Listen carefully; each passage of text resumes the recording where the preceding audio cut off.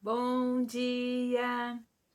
Estamos de volta com o nosso devocional Florescer, hoje número 190. Estamos meditando sobre a vereda dos justos, baseado no livro de Provérbios, e nós temos um dia lindo de sol. Vamos aproveitar esse dia para meditarmos na palavra de Deus a respeito então do capítulo 15 de Provérbios e suas lições maravilhosas. A maior parte desse capítulo 15, ele trata das questões do poder da palavra, de como nós usamos então a palavra. Nós vamos fazer a leitura do capítulo 15, do 1 ao 8, que diz assim: A resposta branda desvia o furor, mas a palavra dura suscita a ira. A língua dos sábios adorna o conhecimento, mas a boca dos insensatos derrama estultícia. Os olhos do Senhor estão em todo lugar, contemplando tanto os maus como os bons. A língua serena é árvore de vida, mas a perversa quebranta o espírito. O insensato despreza a instrução do seu pai, mas o que atende à repreensão consegue a prudência. Na casa do justo há grande tesouro, mas na renda dos perversos há perturbação. A língua dos sábios derrama o conhecimento, mas o coração dos insensatos não procede assim. O sacrifício do perverso é abominável ao Senhor, mas a oração dos retos é o seu contentamento. Então, nós vamos falar a respeito disso, da língua, e vamos falar a respeito da oração dos justos. A resposta suave ou a resposta conciliadora evita o furor ou evita a ira, ou impede que este aumente ou que esta aumente. Mas aqueles que respondem com palavras duras, suscitam então a natureza carnal das pessoas e acaba provocando discussões violentas. No versículo 2, nós temos então exatamente isso. A língua dos sábios adorna o conhecimento, mas a boca dos insensatos derrama a estultícia. A língua dos sábios comunica, então, informações úteis, sabem quando, onde e como e o que devem falar, pois da boca dos insensatos só sai estultícia. No versículo 3 diz que os olhos do Senhor estão em todo o lugar e não há nada que esteja oculto. O Senhor observa as nossas palavras, o Senhor observa os nossos atos, nossos pensamentos e as motivações do nosso coração, tanto dos indivíduos maus como dos bons. Deus, ele é onisciente, faz parte da sua natureza ser onisciente, isto é, conhece todas as coisas. E esta preciosa verdade levou Davi a exclamar: tal conhecimento é maravilhoso demais para mim e de sobremodo elevado, e eu não posso atingir. Salmo 139, versículo 6. No versículo 4 de Provérbios 15, declara que a língua serena é árvore de vida, mas a língua perversa esmaga o espírito. As palavras curam, mas as palavras também ferem. Por sermos pecadores e muitas vezes egoístas, usamos naturalmente palavras que servem aos nossos próprios interesses e frequentemente à custa de outras pessoas. Usamos as palavras como arma, né?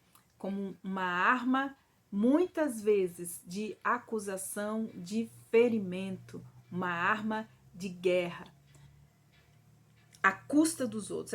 E naturalmente todos nós já sofremos as feridas produzidas pelas farpas verbais de outros. Uma língua, na verdade, incontrolada, ela revela um coração doente pelo pecado. Não só o nosso coração precisa se converter ao Senhor para se transformar em um instrumento de justiça, mas nossa língua também precisa se converter para trazer vida àqueles que ouvem, que pode ser usada para acalmar, para refrigerar uma alma, para reanimar alguém que está caído e para curar feridas profundas, mas jamais deve ser usada como um objeto de destruição. No versículo 8, nós já passamos para um outro tema, um outro assunto, que é sobre a oração dos retos. O Senhor detesta o sacrifício dos ímpios, mas a oração dos retos é o seu prazer.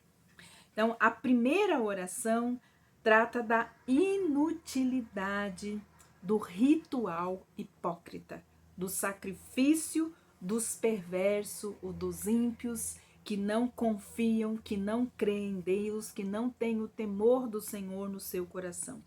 São os apresentados a Deus. São aqueles sacrifícios, aquelas coisas que são, apresentadas a Deus só com gestos e lábios, mas sem a participação do coração. Deus deseja que o indivíduo purifique o seu coração e mãos antes de trazer qualquer oferta ao altar. Em 1 Samuel 15, 22, nos diz assim: eis que obedecer é melhor do que sacrificar.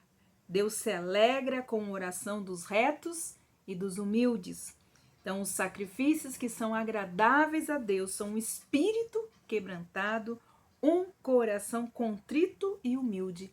Esse ele não desprezará. Isaías 51, 17. Então, aqui nós estamos vendo a importância de nós chegarmos diante de Deus, seja pela oração, seja por um momento de adoração, ou um momento de entrega de algo a Deus. O que tem que chegar primeiro é o nosso coração. Não os nossos gestos e nem os nossos lábios, mas o que Deus deseja é um coração contrito, humilde e arrependido. Já os versículos 16 a 17 revelam um outro tema, que é a engrenagem do descontentamento. Todo o restante desse texto vai trabalhar exatamente sobre o descontentamento. Então, nós vamos fechar esse devocional falando a respeito do descontentamento. Olha só, o versículo 17 diz assim: é melhor um prato de legumes onde há amor do que um boi inteiro acompanhado de discórdia e ódio. No versículo 16, assim: melhor é pouco, havendo o temor do Senhor, do que um grande tesouro onde há inquietação. E no Provérbios 17, versículo 1, nós temos assim: melhor é um bocado seco, e com ele a tranquilidade, do que uma casa cheia de vítimas com contenda. Muitas pessoas sofrem da mais contagiosa das doenças, que é o descontentamento ou a insatisfação. Já fizemos um devocional inteiro a respeito disso, quem quiser dá um pulinho lá. Este é um germe, o descontentamento é um germe que pode infectar uma única pessoa e então dominar toda uma comunidade, afetando todos os aspectos da vida física, mental, emocional e espiritual de um indivíduo ou de uma comunidade inteira ou uma família inteira. Se você tem alguém descontente, insatisfeito, pode ter certeza que isso vai se alastrando até que todos sejam contaminados. As declarações dos afetados por essa síndrome do descontentamento é: se pelo menos eu tivesse mais dinheiro, se eu conseguisse tirar notas maiores, se eu morasse numa casa melhor, se o meu marido fosse assim, se meus filhos fossem assim, se pelo menos. O resultado disso, essa palavra, se pelo menos, resulta na autopiedade, uma das mais desagradáveis e repugnantes de todas as atitudes. O descontentamento é uma daquelas engrenagens que força os outros a darem ouvidos aos nossos lamentos, mas não por muito tempo, porque ninguém aguenta gente insatisfeita, descontente e que fica lamentando e lamuriando de tudo. Almas descontentes logo se tornam almas solitárias, isoladas. A pergunta é: o que devemos fazer com a nossa alma descontente, desconfiada? Primeira coisa, quantas razões você tem para celebrar a bondade de Deus na sua vida? Quantas razões, se você fosse enumerar as razões para você celebrar a bondade e a misericórdia de Deus na sua vida, quantos seriam? Decida procurar coisas boas em sua vida, ou as más, ou as ruins, e faça a pergunta à sua alma descontente. É como Deus pode usar as coisas ruins que nos acontecem mesmo para o nosso bem. Nós temos lá em Romanos capítulo 8, 28, 29, diz assim: e o Senhor fará com que todas as coisas que nos acontecem contribuam para o nosso bem, segundo o propósito que Ele tem, que é conformar a nossa vida à imagem e semelhança do seu Filho. Deus não desperdiça nada na nossa vida. Nós só precisamos entregar o bem e o mal, o bom e o ruim nas mãos do nosso Senhor, como oferta. Não importa, Ele recebe a sua oferta e Ele sabe o que fazer com isso. Nós não sabemos. A melhor parte das refeições é amar a companhia do Senhor e a tranquilidade de ter uma vida satisfeita em Deus. É o desfrutar da companhia de quem nós amamos. Nesse Provérbios, a ênfase é encontrar mais satisfação nos relacionamentos harmoniosos do que nas refeições, mais dispendiosas que o dinheiro poderia comprar. Dar prioridade aos bens materiais sempre levará ao descontentamento. É melhor um bocado seco com tranquilidade do que a casa farta de carnes e com contenda. Usufrua do melhor que Deus tem para você.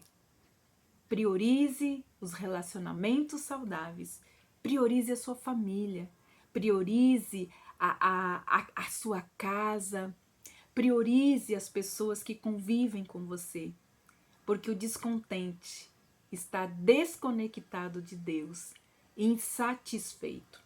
Mas aquele que está satisfeito em Deus tem harmonia em sua vida, em seu coração e também em seus relacionamentos.